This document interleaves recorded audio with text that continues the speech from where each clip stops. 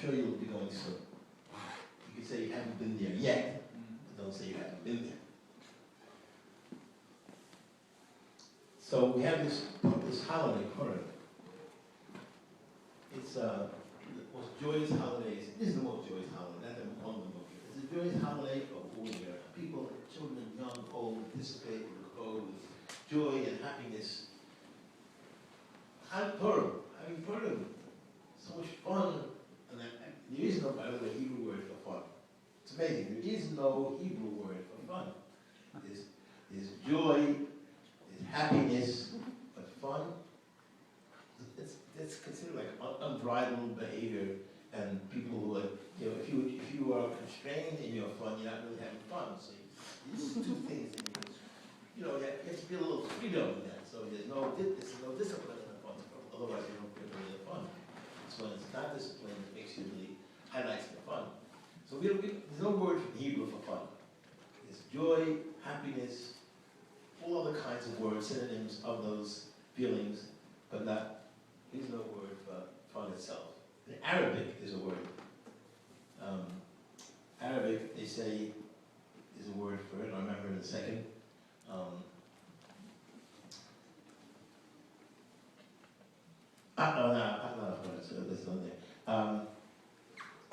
Kif. Kif. You ever heard that word? Kif. Arabs say the word kif. Kif. It means a blast. But again, in Hebrew language, there is no word for fun. Not that you shouldn't have fun. I'm just saying there's no Hebrew word for fun. We are going to read the Megillah on Wednesday night. And we're obviously going to have the Purim meal on Purim. And a joyous, festive meal. And we interact with others by giving charity to others on Purim, which is really, Maimonides writes that is the most important. All the mitzvahs, all the good deeds on Purim is to give charity to someone who needs the money. Now, it's hard to find somebody today who's indigent and doesn't have any money. Sometimes you give it to the rabbi who takes care of it, that it should be delivered to a poor man on Purim, or a couple, or children, whatever it may be. Because the Rambam says, he writes, Rambam is, by the way, Maimonides, he says, there's no greater joy than making the hearts of orphans and widows happy. And making others happy. The Vilna Gaon in the 18th century wrote, all of the Torah, when you see the scroll coming out of the ark, and you put it down, we read about the laws and the discipline of Torah, we have to know the majority of the Torah is about making other people happy. So we read the Megillah, and we do this charity, and also we give them Shloach Manos, it's called. Shloach, presents, gifts. It's supposed to be edible gifts.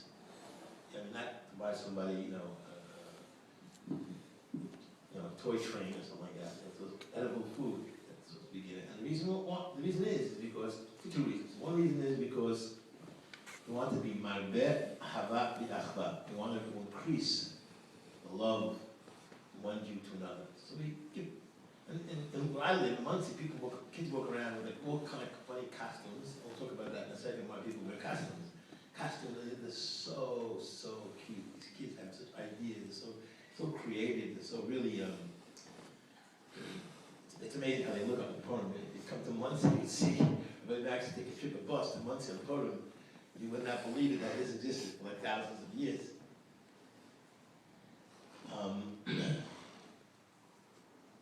And again, Mishloach Manos is two reasons. One is to be marbeh achava, to go and increase the love and bond between Jews. The other reason is because you want to make sure other people have enough for the meal. Now, today it's hard to find somebody who doesn't have enough for a meal. But again, this represents the concept of having other people joining in the meal by giving them food. Some people get something more useful, like in our house, my wife Martha was very creative. She thought of just giving a pineapple and a bottle of grape juice. And people use it. They don't just put in the storage, give it to somebody else. They actually use it. I'm not here to talk about all the what the menu to share on. I'm talking about the connection between an agonizing event in history, something that pains our memory, even if you aren't there to read about it. Treblinka to Jerusalem and Purim. Now, I'm very familiar with the fact that Holocaust has been Americanized, novelized, made it into an independent sense of Judaism, Holocaust, and it's not. It's something that we experience going out of Egypt, we experience also the miracle of Purim. So I just want to share with you some points, and really, what I'm telling you is just an opinion. I'm just an opinion. So nobody should get angry at the rabbi who was speaking because he said his opinion. Free country, as they say, right? So, and actually, I could change my opinion if from something you could tell me something that I don't know, or something that's more sensible than I have to say. So I'll be happy to accept it, listen to it, and share it.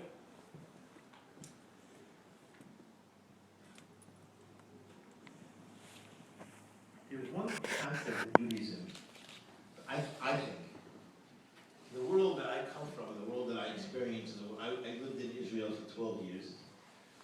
I traveled around the world. I happened to lecture in Harvard, and Oxford, and Cambridge, places like that all over the country, even Brooklyn College, or other places like that. I've been lecturing at Tudor College once in a while.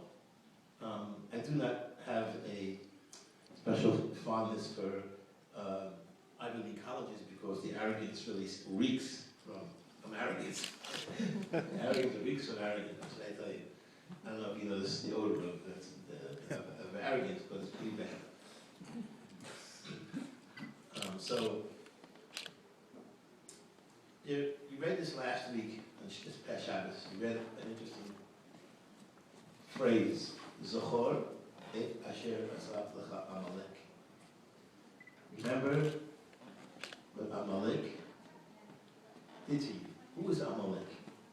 So there's a story of one of the great stories. It's a commentary from one of the great Soloveitchiks, Rabbi Chaim Halevi Soloveitchik. He writes that any anti-Semite is in the category of Amalek. What did Amalek do? The Jews were just walking out of, imagine, Dachau, with their little pajamas and a couple of things inside there, whatever they could hold in their bag. And all of a sudden, they're attacked by the Amalek army. I was impressed with these kids. There's two names, the same name, like twin names, and then there's another one with an E, all three E's. This is E for excellence. But anyway, so he attacked them. The nation of Amalek attacked them. Amalek is, if you think about it, is a cousin to the Jewish people. Oh, Mahasayach or Mahivayach, says Isaiah the prophet.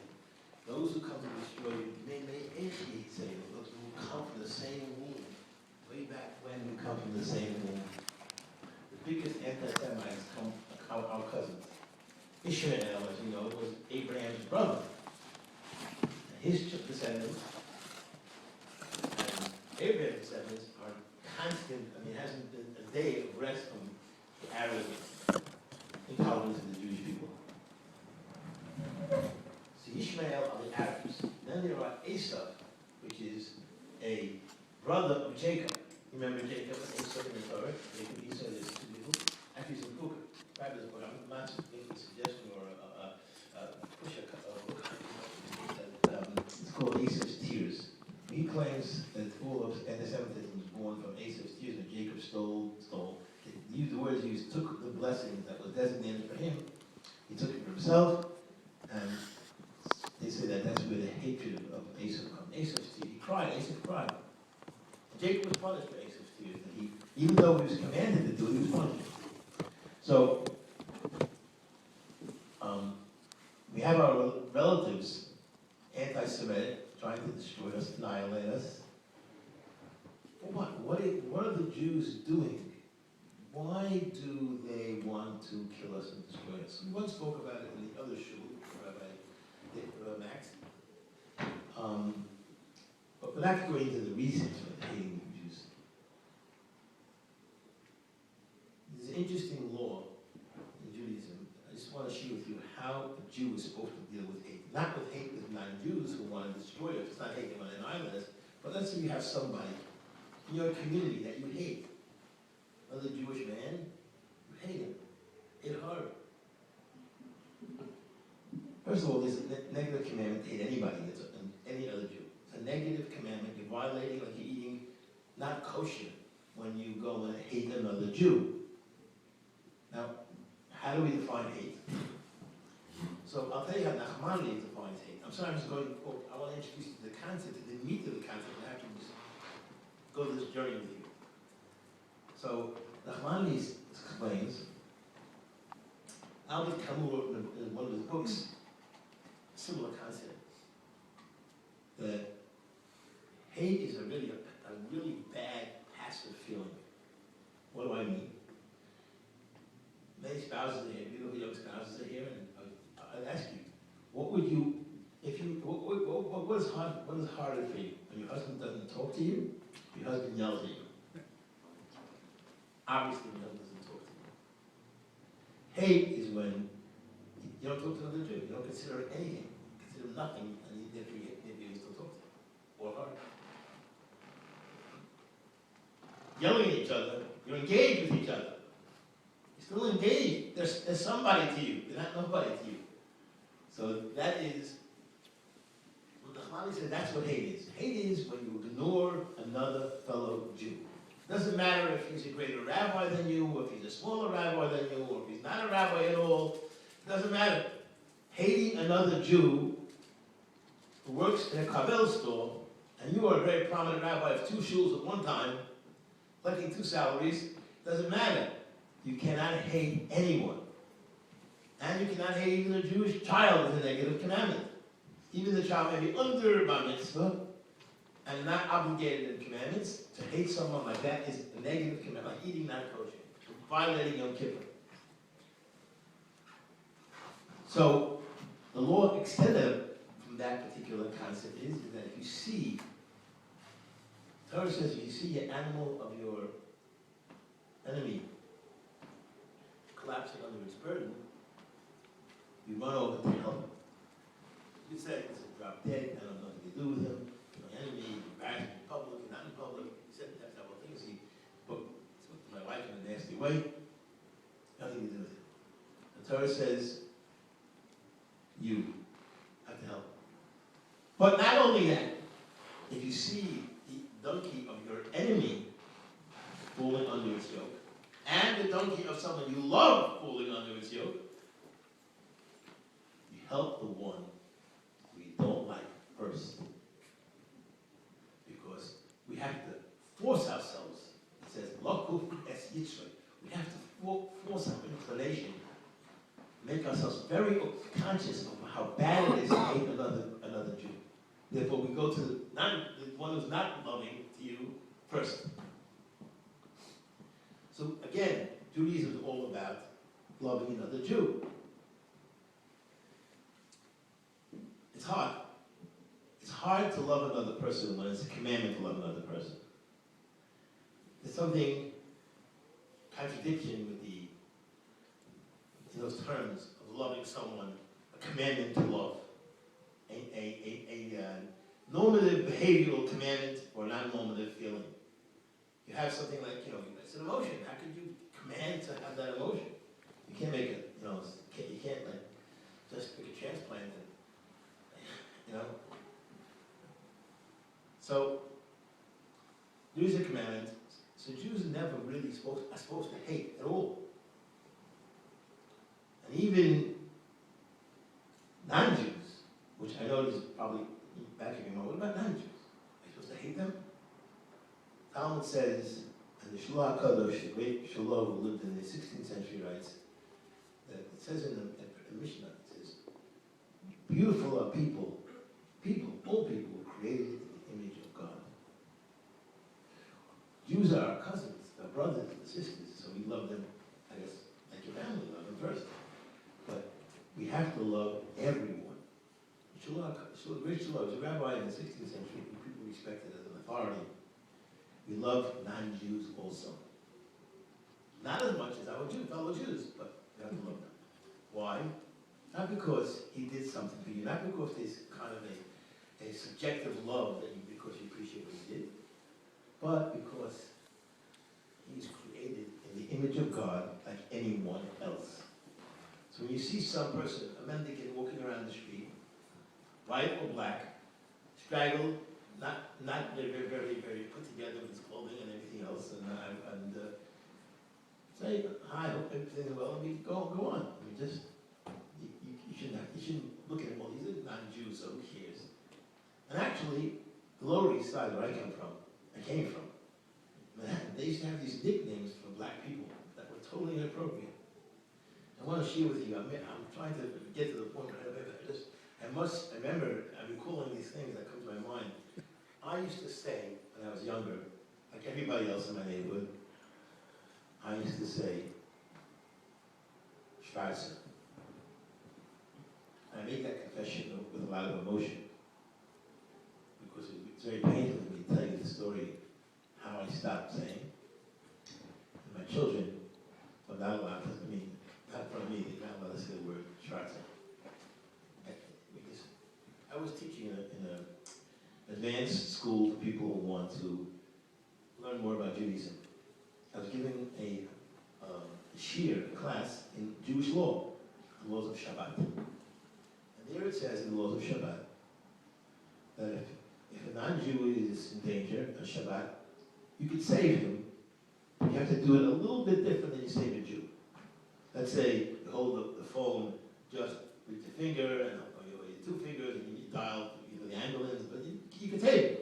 The bottom line is you can save him. So I said, I was giving the class, it's a young whippersnapper, Rabbi Leib Tropper. I wasn't even a rabbi, maybe I wasn't even a rabbi then. But a whippersnapper, and I'm giving this class, and I'm saying, so if you see a Schwarzer drop dead, they just, I just use that word. So the students in the class were all college graduates, all college. One of them,